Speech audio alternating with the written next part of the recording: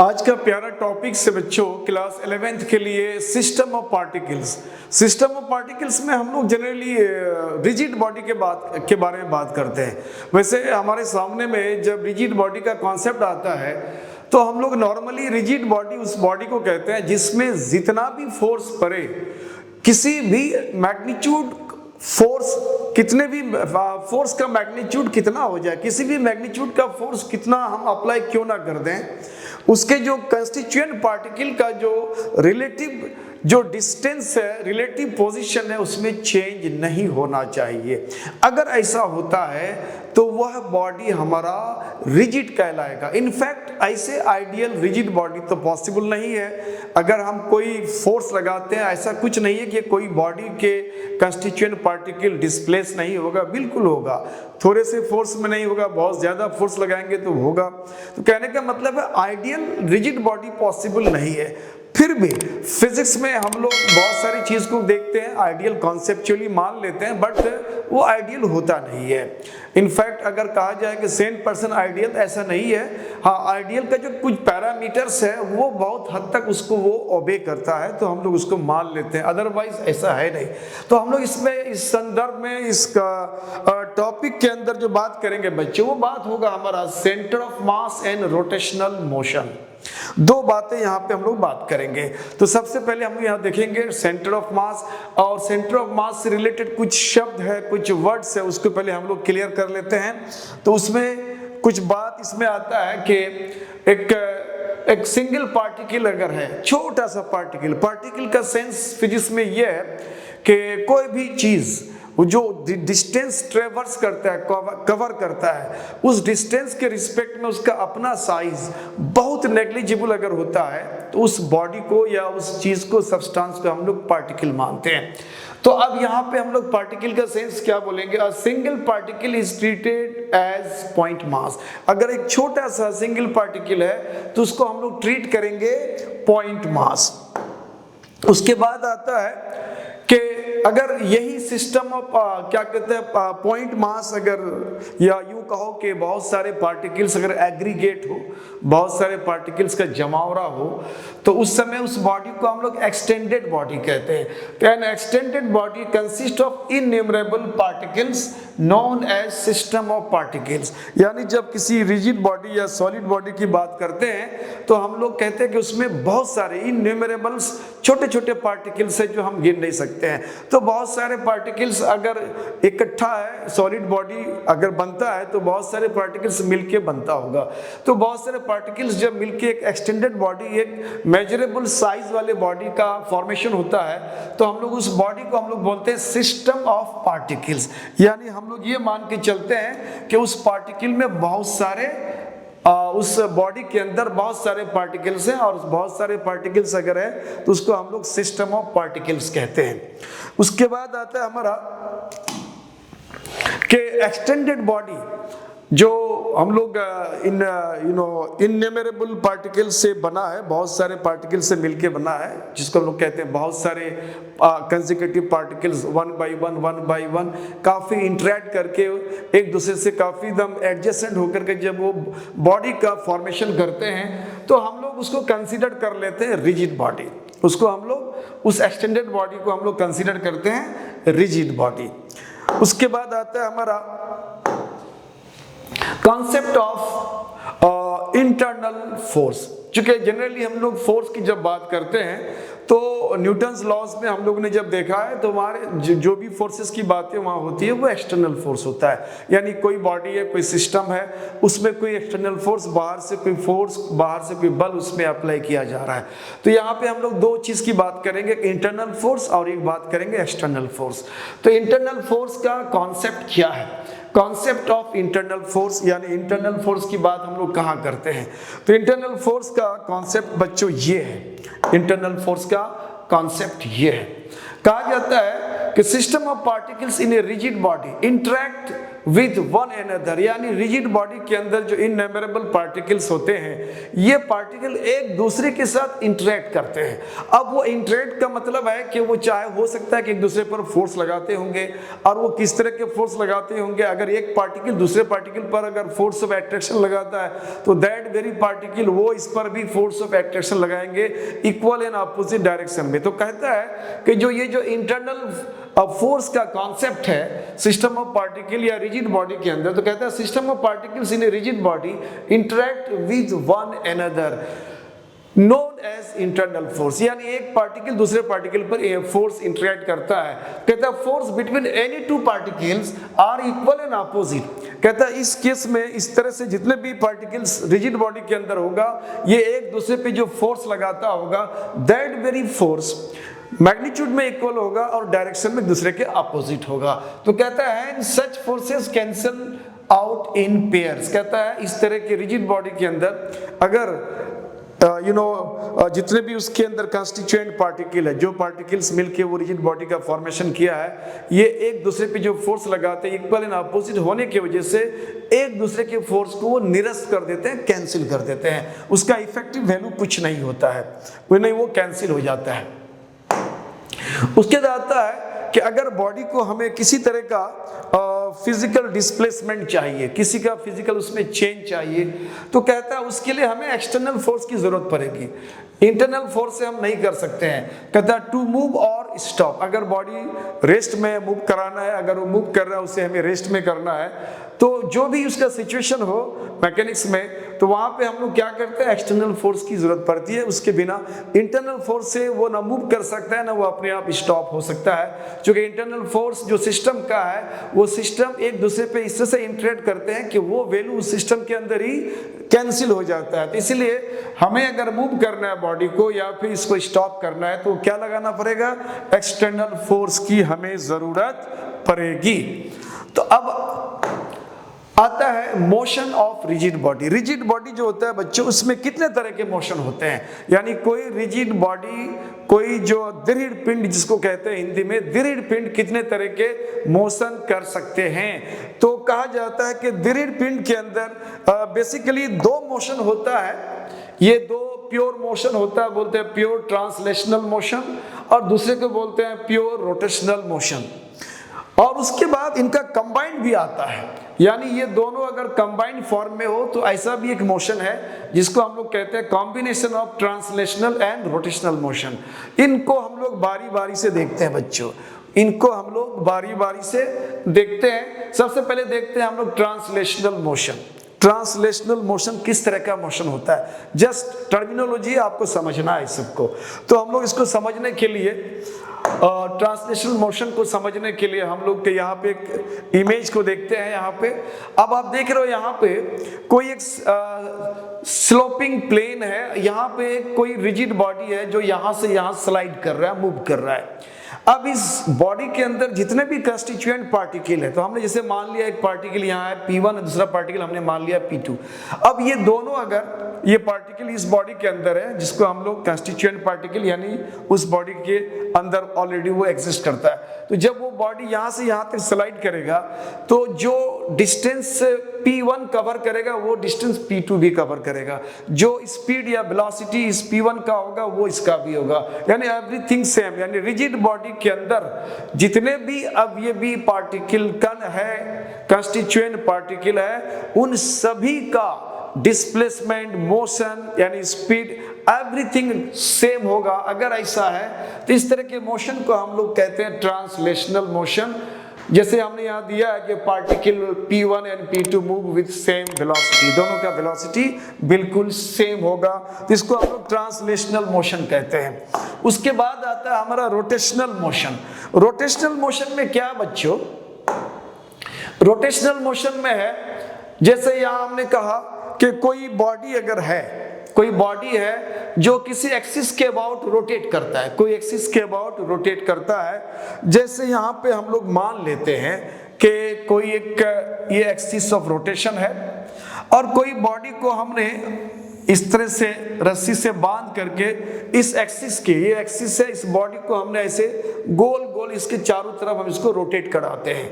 तो एक particular time में मान लो कि बॉडी अभी यहाँ पर है, यहाँ पे है, और इसको हम लोग करते क्या, इस बॉडी के अंदर हम डिफरेंट पार्टिकल्स पर विचार करते हैं। एक पार्टिकल मान लेते हैं यहाँ पे है ए, और एक पार्टिकल यहाँ कहीं मान लेते हैं बी है, और एक पार्टिकल यहाँ मान लेते हैं सी है। अब कुछ देर के बाद ये जो बॉडी रोटेट कर रहा है, ये आपको 3 डायमेंशनल फिगर है, बॉडी यहाँ है, आप घूमते हुए यहाँ आएगा, यहाँ आएगा, इस एक्सिस के अबाउट ये लगातार घूम रहा होता है। तो कुछ क्षण बाद मान लो कि बॉडी यहाँ पे आ गया, यहाँ पे आ गया, कुछ बड़ा साइज हो गया, कोई बात नहीं, यहाँ पे आ गया। तो ये जो हमारा ए पार्टिकल है अभी वो यहाँ आया होगा, और बी पार्टिकल ये डिस्टेंस, ये बी अभी यहाँ आया होगा, और सी यहाँ आया होगा। इसके चूंकि पोजीशन चेंज हो गया तो हमने इसको समझने के लिए A dash, B dash, C dash कर दिया। अब अगर ये तीनों पार्टिकल्स को आप देखो, इस सॉलिड बॉडी का, इस रिजिड बॉडी का जो रोटेशनल एक्सिस के चारों तरफ घूमेगा, इन सब का एंगुलर डिस्प्लेसमेंट सेम है, यानी सब ने सेम एंगल बनाया एक्सिस ऑफ रोटेशन में। लेकिन अगर लीनियर डिस्टेंस की बात करेंगे बच्चों, तो लीनियर डिस्टेंस सेम नहीं है, लीनियर डिस्टेंस इसका डिफरेंट है। जैसे आप देखोगे ये जो ए पार्टिकल है उन्होंने ये डिस्टेंस कवर करा, बी पार्टिकल ने ये डिस्टेंस कवर करा, और सी ने ये डिस्टेंस कवर करा।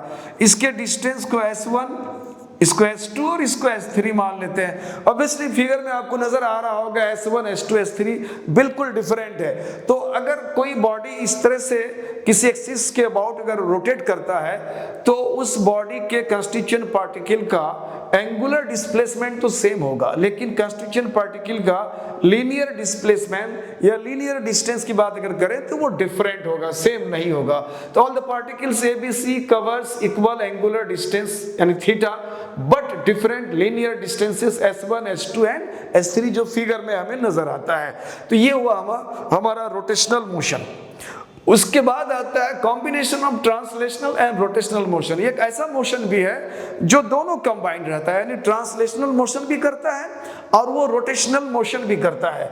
तो उसमें हम देख रहे हैं, कुछ एक फिगर को देख रहे हैं, जैसे यहाँ पे आप देख पा रहे हो बच्चों, जैसे ये कोई एक बॉल है या व्हाटएवर, कोई रोलर है या कुछ भी जो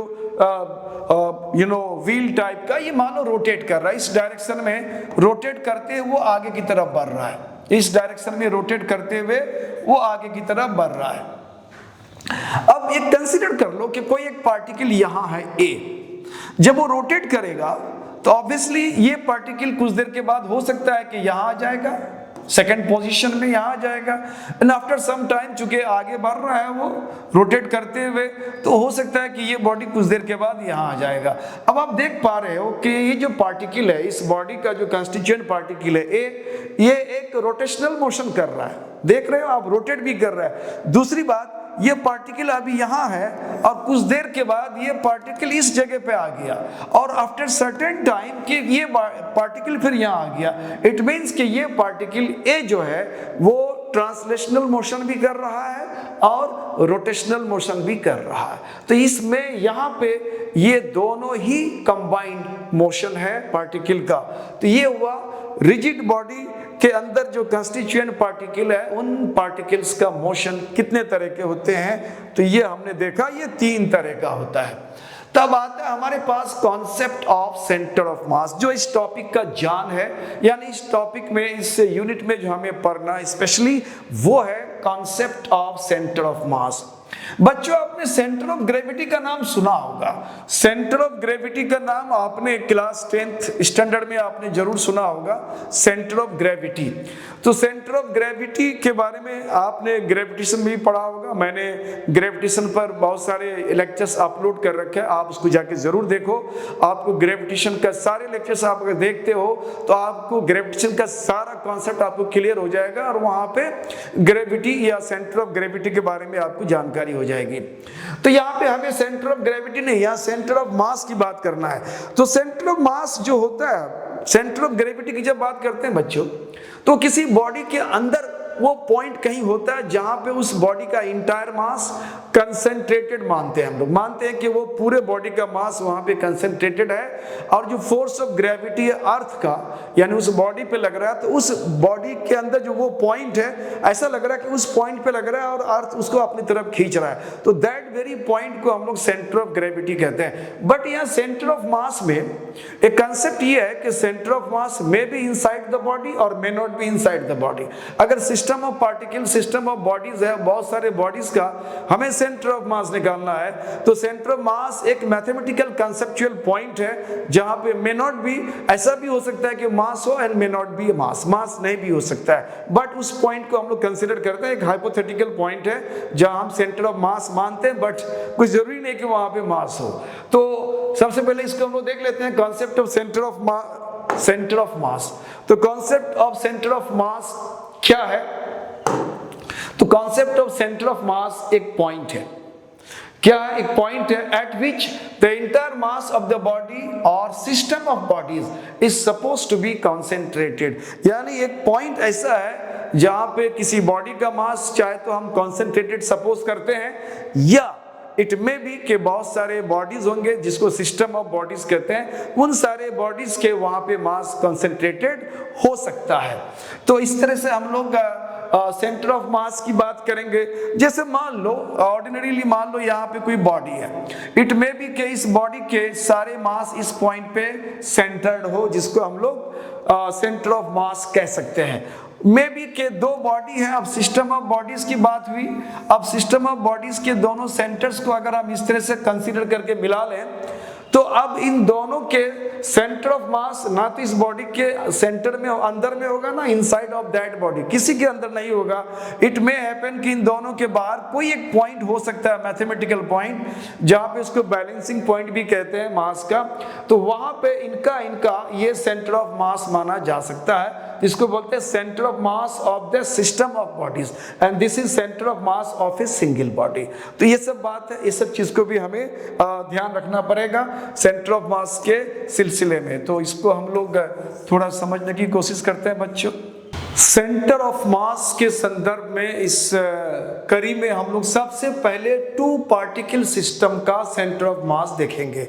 तो टू पार्टिकल सिस्टम के लिए सेंटर ऑफ मास यहाँ पे आप देख रहे हो फोटोग्राफ्स में, यहाँ जो पिक है, यहाँ पे दो मासेस हमने ले रखा है। एक मास को हमने कहा m1 है और दूसरा मास हमारा m2 है। This is m1 and this is m2।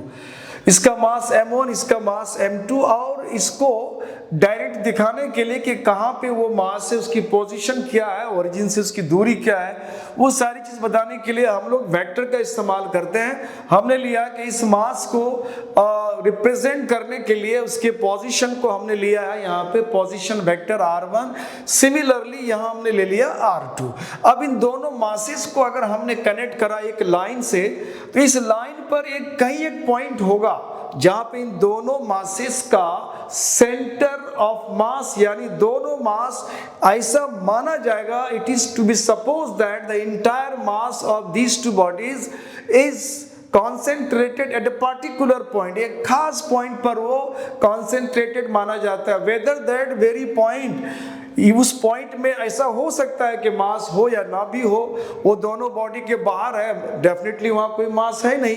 तो एक मैथमेटिकल हाइपोथेटिकल एक पॉइंट होता है जहां पे मास को हम लोग वहां सेंटर्ड मानते हैं और उसका पोजीशन वेक्टर हमने r2 लिया। हमें सेंटर ऑफ मास पता करने हैं, यानी हमें दिस पोजीशन वेक्टर r पता करना है। तो अब हम लोग करेंगे क्या, ये जो दो बॉडी है, ये दो बॉडी आपस में भी इंटरेक्ट करेगा मतलब कि m1 m2 पे इंटरेक्टिंग फोर्स लगाएगा और ये उस पर फोर्स लगाएगा। क्योंकि ये दोनों आपस में मिलके एक सिस्टम बनाता है, तो हम लोग जानते हैं कि सिस्टम के अंदर कंस्टिट्यूएंट पार्टिकल, सिस्टम को बनाने वाले जितने पार्टिकल है, वो अगर एक दूसरे पे फोर्स लगाता है उसको हम लोग internal force of the system कहते हैं। तो मान लिया कि इस पर जो m2 इस पर फोर्स लगाता है, इसको सिंबॉलिक में हमने दिया F12। ये सिंबल है जो बताता है कि m1 पर ये फोर्स लग रहा है m2 के द्वारा। इसी तरह से इनके कारण इस पर जो फोर्स लगने हैं उसको हमने नाम दिया F21, यानी force on M2 by M1। ये दोनों internal force of the system है जो एक दूसरे पर इंटरेक्ट करता है। इट मे हैपन कि इस पर कोई बाहर से भी फोर्स लग सकता है, तो इससे बाहर से लगने वाले फोर्स को हमने नाम दिया F1, और इस पर भी बाहर से कहीं से फोर्स लग सकता है, किसी भी डायरेक्शन में हो सकता है, नो मैटर। तो इस पर लगने वाले जो एक्सटर्नल फोर्स है इसको हमने नाम दिया F2। चूंकि ये सभी वेक्टर क्वांटिटी है तो इसलिए हम लोगों ने एरो का इस्तेमाल करा, ये सभी वेक्टर क्वांटिटी है। अब जो दोनों पार्टिकल के पोजीशन को यानी उस प्लेस को दर्शाने वाले, इंडिकेट करने वाले जो पोजीशन वेक्टर है, उन पोजीशन वेक्टर के साथ क्या होगा। तो सबसे पहली बात है कि दोनों बॉडी पे बाहर से एक्सटर्नल फोर्स लगता है, और ये दोनों बॉडी भी आपस में एक दूसरे पर भी फोर्स लगाते हैं, इंटरनल फोर्स।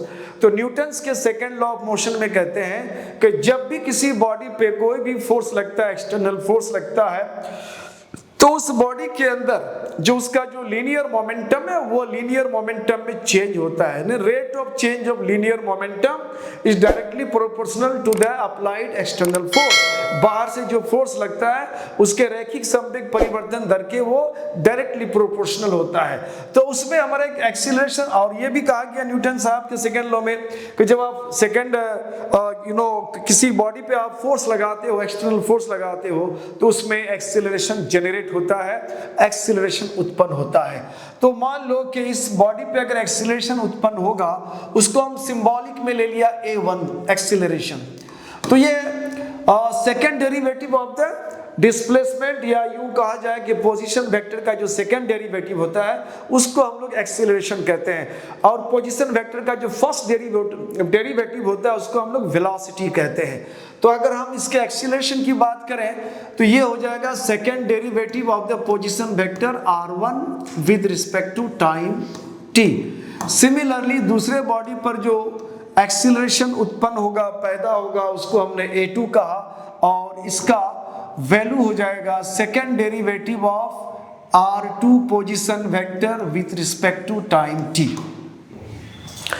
अब चूंकि ये दोनों बॉडी पे फोर्स लगता है, तो हम पहले फर्स्ट बॉडी का जो इंटरेक्ट है उसको देखते हैं। फर्स्ट बॉडी पे जो फोर्स लगा, एक एक्सटर्नल फोर्स लगा F1, दूसरा M2 बॉडी भी उस पर फोर्स लगाते हैं, उसको हमने सिंबल में F12 कहा है।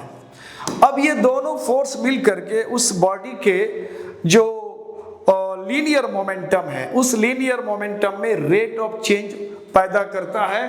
तो this force, combined force, external and internal force दोनों मिल करके उसके rate of change of momentum कराता है। तो इसमें rate of change of momentum first particle का हमने दे दिया P1 मोमेंटम, और ये अपॉन दिस, और इसके वैल्यू को अगर हम रखते हैं P का, तो ये वैल्यू हो जाता है बच्चों, ये वैल्यू हो जाएगा मास इनटू वेलोसिटी। तो मास इसका M1 और वेलोसिटी हो जाएगा V1 अपॉन ये हो जाएगा dt। अब इस मास को भी अगर हम बाहर कर लेते हैं, वेलोसिटी है ये, तब ये हो जाएगा dv1 upon dt,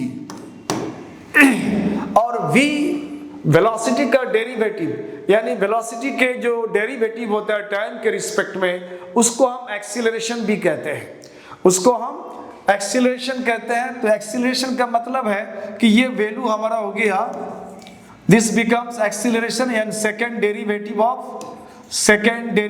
of position vector R1 with respect to time t। Similarly अब दूसरे पर भी अगर हम फोर्स की बात करें बच्चों, तो दूसरे में ये हमारा फोर्स वहां भी काम करता है। ये है F2 external force and F21 internal force.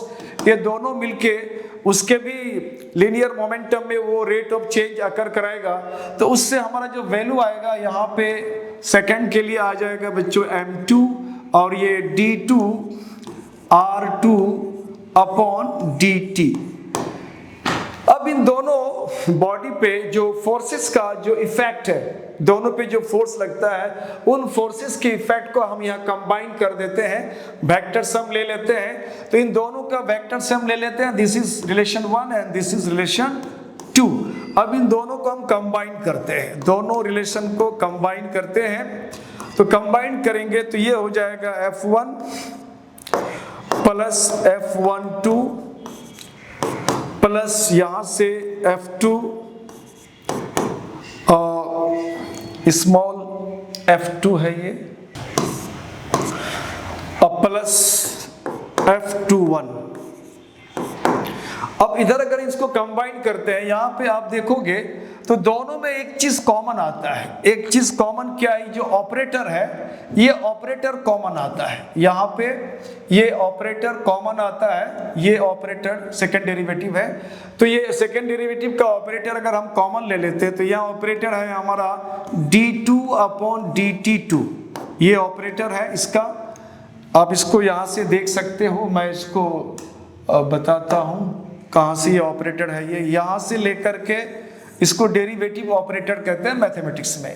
तो ये डेरिवेटिव ऑपरेटर दोनों में कॉमन है, तो उसको हम कॉमन आउट कर सकते हैं। तो उसको हमने कॉमन आउट करा तो यहाँ पे वैल्यू क्या आ जाएगा, यहाँ आ जाएगा m1 r1, यहाँ आ गया m1 r1 और यहाँ पे आ जाएगा आपको m2 r2। उसके बाद ये जो F12 और F21 है, ये दोनों एक दूसरे पर इंटरेक्टिंग फोर्स लगाता है जो पेयर वाइज एक दूसरे को कैंसिल कर देता है। यानी दो सिस्टम के अंदर जो बॉडी है M1 और M2 मास वाला, जब ये एक दूसरे पे इंटरेक्टिंग फोर्स लगाता है तो मैग्नीट्यूड इक्वल होता है, डायरेक्शन अपोजिट होता है। तो उस केस में ये दोनों एक दूसरे को कैंसिल कर देगा। तो फाइनली हमारा वैल्यू बचता है सिर्फ एक्सटर्नल फोर्स यानी F1 एंड F2। और इधर की तरफ हमारा ऑपरेटर है d2 अपॉन dt2 और इधर की तरफ आ गया m1 r1 and plus m2 r2। अब इसको थोड़ा सा हम लोग इनहांस करते हैं, यहाँ पे इसको हम लोग इरेज करते हैं। और अब इन दोनों का जो एक्सटर्नल फोर्स का रिजल्टेंट है, यहाँ पे ये F1 F2 दोनों का रिजल्टेंट को अगर हम सिंपली F मानते हैं, यानी सिस्टम ऑफ बॉडीज दोनों पे लग रहा है सेपरेटली और दोनों का रिजल्टेंट को हम एक सिंगल फोर्स मानते हैं, तो ये सिंगल फोर्स हमारा दोनों बॉडी के सिस्टम पर अगर लगने वाला फोर्स का रिजल्टेंट है तो ऑब्वियसली दोनों के सेंटर ऑफ मास की तरफ इशारा करेगा। यानी ये फोर्स को हम मानेंगे कि सेंटर ऑफ मास पे लग रहा है। तो इधर की तरफ जो वैल्यू है थोड़ा सा इसको हम लोग एडजस्ट करते हैं, इसको बोलते हैं m1 प्लस m2 और उसके बाद यहां लिखते हैं हम d2 अपॉन dt2 और इधर की तरफ हो गया m1 r1 plus m2 r2 upon m1 plus m2।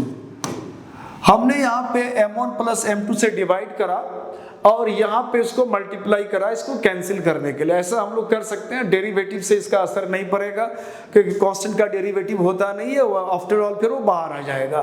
तो ये वैल्यू को अगर हम इस डेरिवेटिव से बाहर करेंगे तो कैंसिल हो जाएगा।